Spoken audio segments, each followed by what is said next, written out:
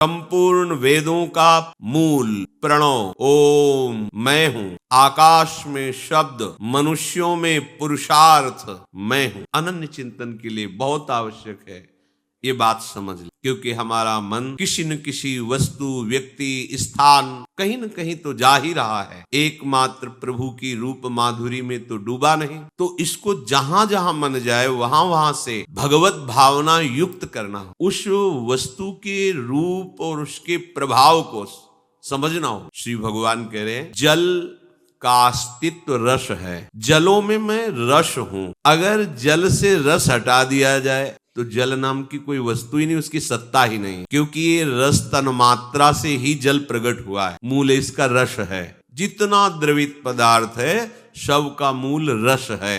अगर रस न रहे तो उसका अस्तित्व ही नहीं है। अब हमारी दृष्टि जितने द्रवित पदार्थों में रस भाव से गई तो हमें देखना है इस रस तत्व रूप में मेरा आराध्य देव विराजमान। मेरे प्रभु यहाँ रस रूप धारण किए हुए विराज। प्राकृतिक रस से जब आप भगवत भाव युक्त हृदय वाले हो जाएंगे तो आपका हृदय चिदानंद रस का रसास्वादन करने योग्य हो जाएगा। ध्यान देने की बात, वो परब्रह्म परमात्मा रस रूप है। अब इस रस के दो विभाग यहाँ देख, एक तो प्राकृतिक रस और एक चिदानंद रस। प्राकृतिक रस की जो अनुभूति हो रही है वो हमारे श्री कृष्ण ही हैं, वो हमारे आराध्य देव ही हैं। पर इस भाव को समझने के लिए प्राकृतिक रस का रसास्वादन करने वाली इंद्रियों को प्रभु की तरफ मोड़ने के लिए राग का त्याग करना होगा, वैराग्य। प्राकृतिक रस से वैराग्य धारण करोगे तो रस का जो असली स्वरूप है, जो यहां भी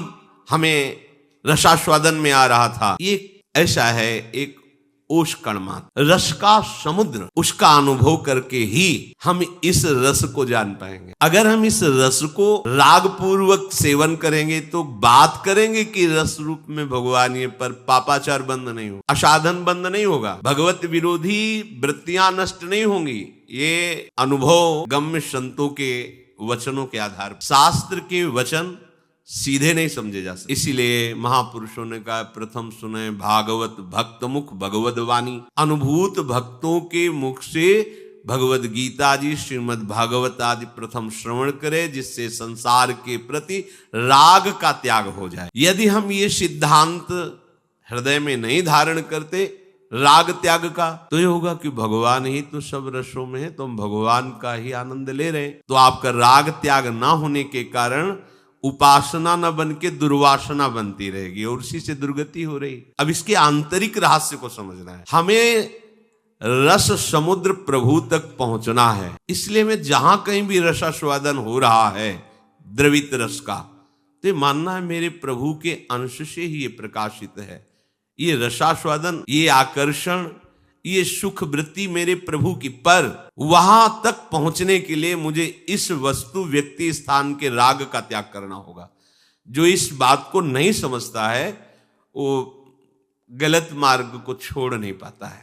ये सूक्ष्म बात है। सब जगह भगवान है, तो मैं जिस वस्तु, व्यक्ति, स्थान से सुख भोग कर रहा हूं तो फिर त्यागने की जरूरत क्या है, क्योंकि अंतिम निर्णय भगवान ही है और ये भगवान ही है।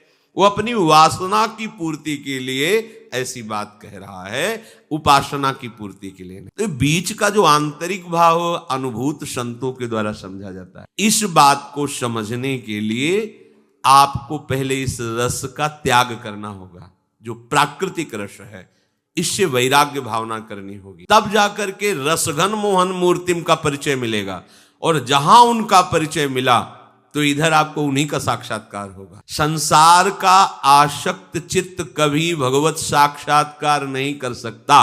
ना वो संसार को जानेगा, ना अपने आप को जानेगा, ना प्रभु को जानेगा। ध्यान दीजिए, संसारिक आसक्त हृदय, अंतःकरण, ना वो अपने को जानता है, ना संसार को जानता है, ना वो प्रभु को जानता है। जब वही अंतःकरण संसार के राग का त्याग करके वैराग्यवान प्रभु का सतत चिंतन करता है, तब वो प्रभु को जान जाता है, अपने आप को जान जाता है और संसार को भी जान जाता है। जैसे एक एक कवल, एक एक ग्रास अन्न पाने पर क्षुधा निवृत्ति, तुष्टि, पुष्टि होती जाती है, ऐसे ही एक एक क्षण आपका भगवत चिंतन, संसार से वैराग्य, स्वरूप का बोध और भगवत चरणारविंद में अनन्य प्रेम प्रकट करता है। एक एक क्षण हम प्रभु का चिंतन निरंतर करें, इसके लिए संसार के व्यक्ति वस्तु स्थान का राग ये बाधक, यही तो हमारे चिंतन को नष्ट कर रहा है, यही तो हमारे चिंतन को विक्षेप पहुंचा रहा है।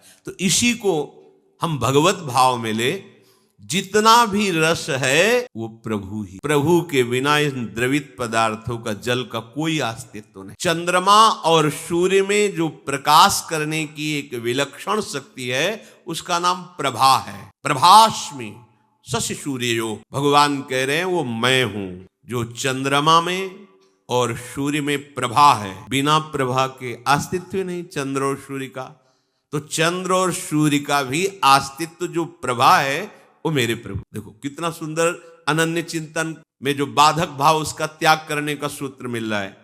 दृष्टि गई प्रकाश, मेरे प्रभु ही तो प्रकाश, जो सूर्य का प्रकाश मेरे, चंद्र का प्रकाश मेरे प्रभु है। जल में रस तत्व, जितने द्रवित पदार्थ सब में रस मेरे प्रभु बने हुए। हमारी एक एक वृत्ति भगवदाकार हो जाएगी अगर हम इस बात को हृदय में बैठा लें, क्योंकि अभी हमारा सारा चिंतन प्राकृतिक ही है।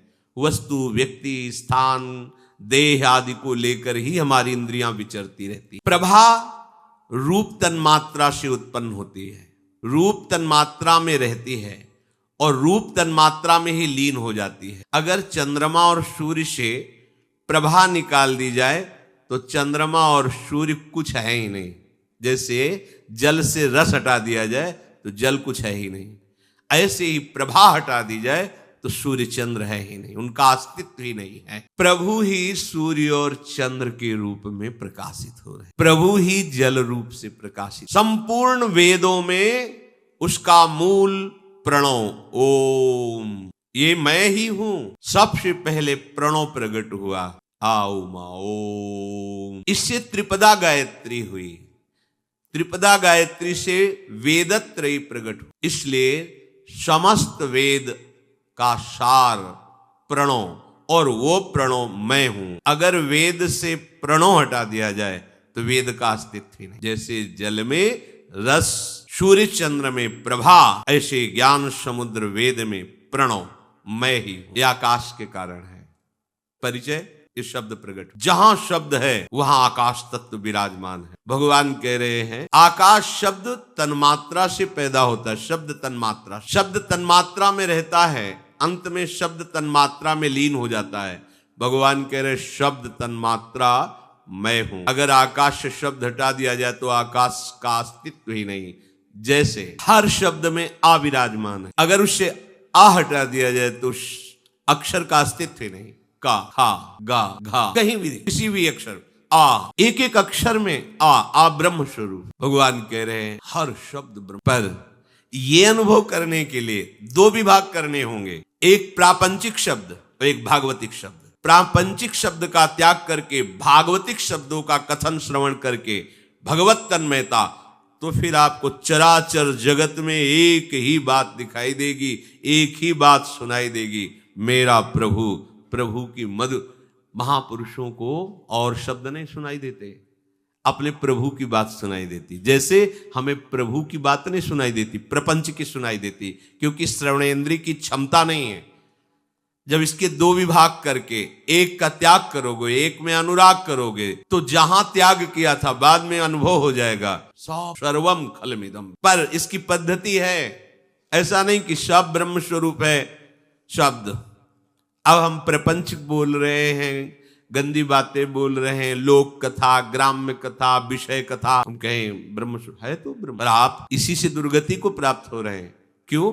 क्योंकि आप उसे ब्रह्मानुभूति से युक्त चित्त से नहीं देख रहे। इसलिए पहले इसके राग का त्याग करें। यही बात समझ में नहीं आती और सूत्रों का प्रयोग करके हम हृदय को विषयी बनाते चले जाते हैं। इस बात को समझने के लिए साफ शब्द ब्रह्म स्वरूप है, इसके दो विभाग करने होंगे। पहले प्रापंचिक शब्दों का त्याग करके भागवतिक शब्दों में स्थिति, तब हमें समझ में।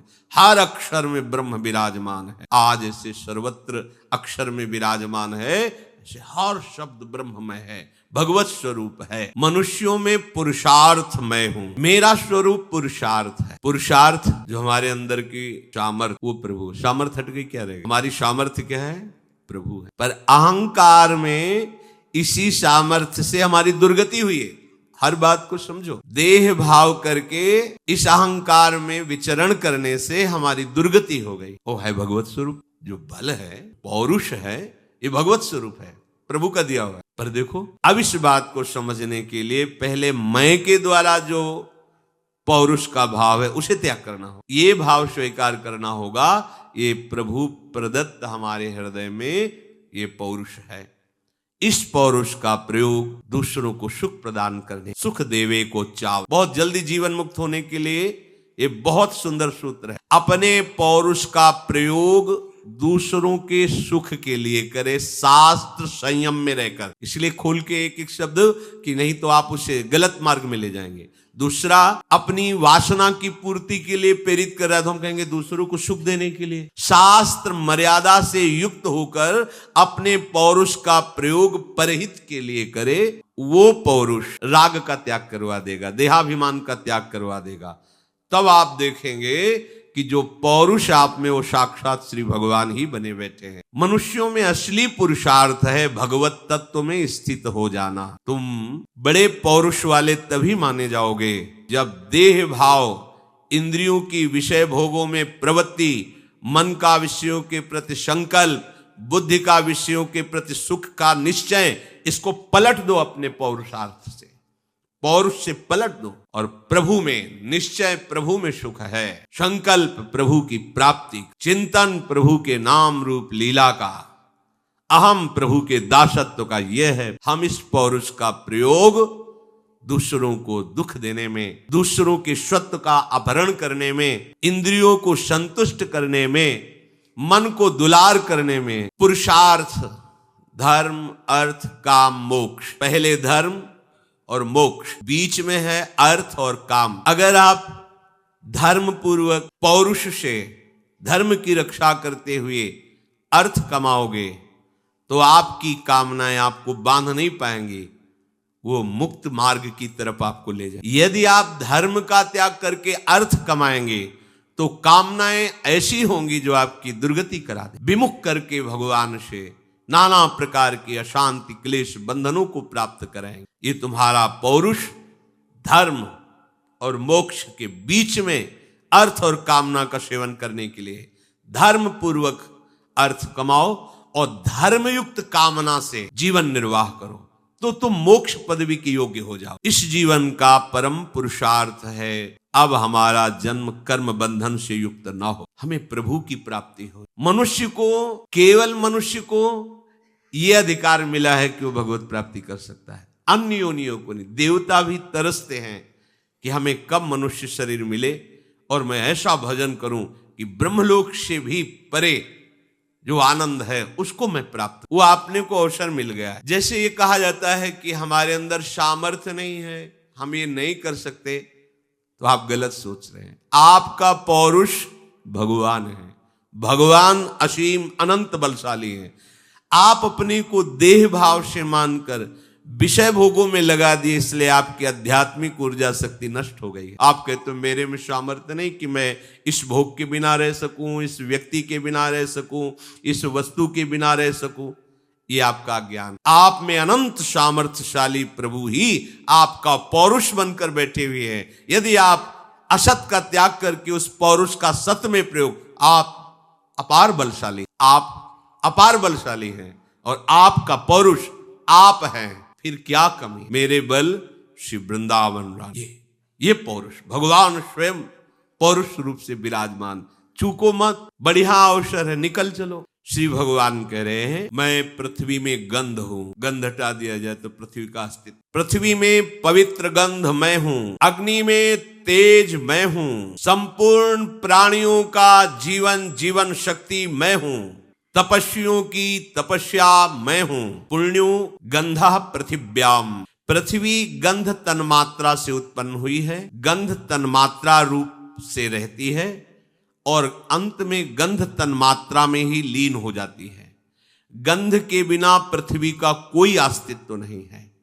भगवान कहते हैं पृथ्वी का अस्तित्व मैं हूं। भगवान पृथ्वी रूप से विराज, जिधर दृष्टि जाए उधर श्री भगवान एक एक करके परिचय दे रहे हैं। सुगंध आई मेरे भगवान, वायु चल रही, वो भगवान हमारा। भक्त की दशा दशो दिशाएं आनंदमयी हो जाती है। सर्वत्र अपने प्रभु का स्पर्श, सर्वत्र अपने प्रभु के शब्द, सर्वत्र अपने प्रभु का रूप अनुभव में आने लगता है। पुण्य भगवान ने कहा है, गंध जब विकृति को प्राप्त होती तो दुर्गंध रूप होती, मूल गंध ही है, इसलिए पुण्य पवित्र गंध। वही जब विकृति को प्राप्त होती तो दुर्गंध से कहा जाता है। इसलिए भगवान पुण्यो गंधा पृथिव्याम, तेज रूप तन मात्रा से प्रकट होता है, उसी में रहता है, अंत में रूप तन मात्रा में लीन हो जाता है। तेज का मूर्तिमान स्वरूप अग्नि है। अगर अग्नि से तेज दाहिका शक्ति हटा दी जाए तो उसका अस्तित्व ही नहीं। भगवान अग्नि में तेज, इसीलिए प्रहलाद जी को, कबीरदास जी को अग्नि में जलाने की चेष्टा की गई तो अग्नि जला ही नहीं पाई, क्योंकि वो भगवान के भक्त हैं और भगवान ही दाहिका शक्ति तेज, तो अपने भक्त को कैसे कष्ट दे सकते। तो अग्नि में वो चंदन की शीतलता का अनुभव करते हुए बैठे रहे, एक रोम भी नहीं झुलसा। प्रहलाद जी को जैसे होली जो है उसी का उत्सव मनाया जाता। हिरण्यकश्यप ने सब कुछ करके देख लिया, प्रहलाद जी की मृत्यु का वो कोई कारण ही नहीं सोच पा रहा, कैसे मरे, हर उपाय कर लिया, बड़ा उदास बैठा था। तो होलिका नाम की बहनती आई, आप उदास क्यों हैं? वह ये बालक मुझे भय प्रदान कर रहा है, मेरे में कोई सामर्थ्य नहीं दिखाई दे रही कि मैं इसको मारूं कैसे, सब उपाय करके देख लिया, ये मर ही नहीं रहा। तो उनका, मुझे अग्निदेव की आराधना से शीतल पट की प्राप्ति हुई है, अगर मैं उस पट को ओढ़कर बैठ जाऊं तो अग्नि की दाहिका शक्ति मुझे जला नहीं सकती। तो आप ऐसा करो, खूब लकड़ियों का ढेर और उसमें ऐसा जगह बनाओ, हम प्रहलाद को लेकर बैठ जाती और आप आग लगा दो, तो ये तो भस्म हो जाएगा और हम शीतल पट के प्रभाव से सुरक्षित रहेंगे। ऐसा ही बड़ा प्रसन्न हुआ हिरण्यकश्यप, ऐसा ही किया गया। जो कुछ भक्त हृदय थे उनको बड़ा दुख हो रहा था कि ऐसी अग्नि ज्वाला में कैसे प्रहलाद जी सुरक्षित रहेंगे। प्रहलाद जी को बिल्कुल भय नहीं लगा। ये भक्त का लक्षण होता है, निर्भय। शरणागत भक्त का पहला लक्षण निर्भय, दूसरा निश्चिंत, तीसरा निशोक। मेरे प्रभु सब रूपों में हैं, वो जैसा चाहेंगे वही होगा। कैसे ऐसा हो सकता है कि प्रभु के विरुद्ध कोई देवता, लोकपाल, कोई शक्ति आचरण कर सके? ऐसा कैसे हो? वो शीतल पट के आश्रय में है, अग्नि प्रदत्त, और अग्नि में दाहिका शक्ति रूप से जो विराजमान है उनका आश्रय लिए। सामने जबरदस्ती ऐसे मानो प्रहलाद जी को पकड़ के बैठी, आग लगा देंगे, प्रहलाद जी का रोम भी नहीं, और उल्टा शीतल पट प्रहलाद जी के ऊपर, और वो पूरी चीख चीख करके जल के भस्म हो। क्यों? दाहिका शक्ति। पूरी लंका जला दी, भक्तराज हनुमान जी की पूंछ का एक बाल भी नहीं झुलसा। क्यों? क्योंकि दाहिका शक्ति स्वयं प्रभु है, अपने भक्ति के एक बाल को भी नहीं झुलसा। पूरी लंका जल गई, लेकिन विभीषण जी के घर में झुलसन भी नहीं हुई। हमारे प्रभु तेजः स्वरूप अग्नि में दाहिका शक्ति तेज रूप से विराज, मेरे प्रभु। जहां तुम्हारी दृष्टि जाएगी तुम्हें भगवत चिंतन करने का सौभाग्य मिलेगा। अगर ये बात आप स्वीकार करते चले जाएंगे तो धीरे धीरे चराचर जगत भगवत चिंतन युक्त हो जाएगा। फिर जित देखूं तित श्याममयी, खत्म हो गया ये प्रपंच, और है ही नहीं प्रपंच, प्रभु ही हैं। पर इसको केवल बातों से नहीं, भजन करते हुए ये अभ्यास करना होगा। ये भगवान ने कहा है, मैं इन सब रूपों में हूं। तेज के बिना अग्नि का अस्तित्व ही नहीं है, वो तेज हमारे प्रभु हैं। अब जो भी तेजस्वी तेजवान दिखाई दे रहे हैं, प्रभु की भावना करो। प्रभु कह रहे हैं, मैं तेज हूं, तेजस्वियों का मैं तेज हूं। सबसे बड़े तेजस्वी भगवान अग्निदेव हैं। अब देखो, संपूर्ण प्राणियों के जीवन के रूप में प्रभु देव, जहां हलचल हो रही दिखाई दे रहा, कोई भी जीव जन, हाँ मेरे प्रभु है ना इसलिए चींटी रेंग रही है, मेरे प्रभु है ना इसलिए वायु चल रही, मेरे प्रभु है ना इसलिए सब चैतन्यता दिखाई। भक्त अनन्य चिंतन तभी कर पाएगा जब ये बात स्वीकार करेगा। नहीं तो अन्य क्या है? प्रभु से बिलग किसी नाम रूप वस्तु व्यक्ति आदि का महत्व रखना, ये अन्य चिंतन है। अनन्य चिंतन एकमात्र अपने प्रभु का चिंतन, उसको हम यूं ले लेते हैं कि बस हमें कृष्ण कृष्ण कृष्ण ऐसे कहते, तो ये सृष्टि का जो चिंतन आता है अब वो परेशान हो जाता है। क्यों? हम भजन करना चाहते, बार बार संसार आ जाता है। वो संसार नहीं आते, जिनका भजन कर रहे हो वही है इन सब रूपों में। भावना करो खत्म हो जाएगा संसार, ये जो तुम्हें विक्षेप दे रहा है यही खत्म हो जाएगा। प्रभु संपूर्ण प्राणियों में जीवन रूप से विराजमान है। आपको जो दिखाई दे रहा है चैतन्यता, मेरे प्रभु विराजमान। अगर ये जीवनी शक्ति, प्राण शक्ति हट जाए तो किसी का अस्तित्व ही नहीं रह जाता, नाम रूप सब मिट जाता है, नष्ट कर दिया जाता है। प्राण शक्ति, जीवनी शक्ति स्वयं श्री भगवान बने बैठे। प्राण शक्ति के बिना कोई भी प्राणी कहलाने योग्य नहीं रह जाता, मुर्दा है, नष्ट। ये विलक्षण है प्राण, ये भगवान ही है। अब कोई भी जीव में दिखाई, अच्छा ये चल रहा है, हिल रहा है, बोल रहा है, वो मेरे प्रभु है। तो मुर्दा अगर दिखे तो चैतन्यता की तो सब जीवन शक्ति प्रभु है, तो मुर्दे में भी प्रभु विराजमान है। क्योंकि अगर सर्वत्र है तो मुर्दे में भी है। तो अभी तो आप कह रहे थे जो प्राण शक्ति, जीवन शक्ति वो ना रहे तो उसका अस्तित्व तो नहीं। अंतर्हित हो जाना और बाह्य हलचल होना, दोनों समय में एक ही भगवान विराजमान है। अंतर्हित हो जाना, चैतन्यता रहित हो जाना, मुर्दा, पर उसमें भगवान है। जैसे मुर्दे शरीर में भगवान का प्रादुर्भाव ऋषियों ने कर लिया। जो वेन भागवत में आता, उसके दाहिनी भुजा का मंत्रों के द्वारा जब मंथन किया तो भगवान पृथु जी प्रकट हुए और बाई भुजा से महारानी अर्ची जी प्रकट हुई। भागवत प्रमाण है, भगवान वहां है पर अंतरित है। हिलन डुलन चलन चैतन्यता, जितना भी चैतन्य प्राणी चेतना करते दिखाई दे रहा है। तो अब अगर आप प्रभु को देखोगे तो गुण दोष नहीं देखोगे, आप गुण दोष देखोगे तो प्रभु को नहीं देख पाओगे। तो आप गुण दोष के उपासक हो कि प्रभु के, तो बोले प्रभु के। तो हमें देखना है सब प्राणियों की हलचल, चैतन्यता, जीवन शक्ति, प्राण शक्ति मेरे आराध्य देव बने हुए हैं। समस्त द्वंद्वों को सहना तपस्या कहा जाता है। देखो, तपस्या शब्द से हम बाहरी स्वरूप में चले जाते हैं कि सब कपड़े उतार दिए, दिगंबर हैं या लंगोटी लगाए हैं, भस्म लगा ली, आग के बीच में जल में खड़े होकर या धूप में, बोले बड़ी तपस्या हो रही। ये तपस्या का बाह्य अंग है, इसे संपूर्ण तपस्या नहीं कहते। वास्तविक तपस्या क्या है? आप अपने मार्ग में चल रहे हो, अब आपको काम सता रहा है, कामाग्नि, सह गए, ये तपस्या। ये वो तपस्या करने वाले भी अगर ये तपस्या से युक्त नहीं है तो वो तपस्या किसी काम की नहीं। अगर ये तपस्या हो रही तो किसी और तपस्या की जरूरत नहीं। किसी ने आपको द्वंद्व सेना, किसी ने आपका अपमान किया, तिरस्कार किया, आपको ऐसी बातें कही जो परुख हैं, हृदय जल रही है उनकी बातों, उनकी ऐसी चेष्टा, वो उपहास कर रहे हैं और आप शांत। ये जो चेष्टा हो रही मेरे प्रभु से हो रही है, क्योंकि सबकी जीवनी शक्ति, प्राण शक्ति प्रभु है। जय हो प्रभु आपकी, आनंदित है। ये है तपस्या जिसको भगवान कह रहे मैं ही हूं। ये सामर्थ्य रूप तपस्वियों की तपस्या भगवान है, भगवान आए हैं। सबसे बड़ी तपस्या है अपने मार्ग में चलने पर जो आपको प्रतिकूलता, अपमान, निंदा और विकारों को सहन करने की बात है, इससे बढ़कर कोई तपस्या नहीं। खोजने की जरूरत नहीं तपस्या, इसको सह जाओ। यही सबसे बड़ा तप है, सह जाना। बाहर तो त्वगेंद्री आग सह रही, आग आसपास लगा ली, उसका ताप त्वगेंद्री सह रही, दिखाई देता है, हाँ तो तप कर रहा है, सहन कर रहा है। लेकिन वो एक त्वगेंद्री के दाह को सह जाना कोई खास बात नहीं है। इंद्रियों के भी ऊपर जो विराजमान ये मन है, मन के ऊपर विराजमान बुद्धि है, इनमें जब कामाग्नि का आवेश हो, क्रोधाग्नि का आवेश हो, इनके ताप को सह जाए, वही तपस्वी है। वही, अगर ये सहना नहीं आया तो तपस्या नहीं। और ये कोई अहंकार से सह नहीं सकता। भगवान कह रहे हैं वो तपस्या मैं हूं। इसलिए भगवान की शरण में होकर उनको पुकारते हैं तो वो कृपा करके तप रूप से हृदय में आ जाते हैं। और ये सहनशीलता भगवत प्रदत्त होती है, फिर उसे कोई गिरा नहीं सकता।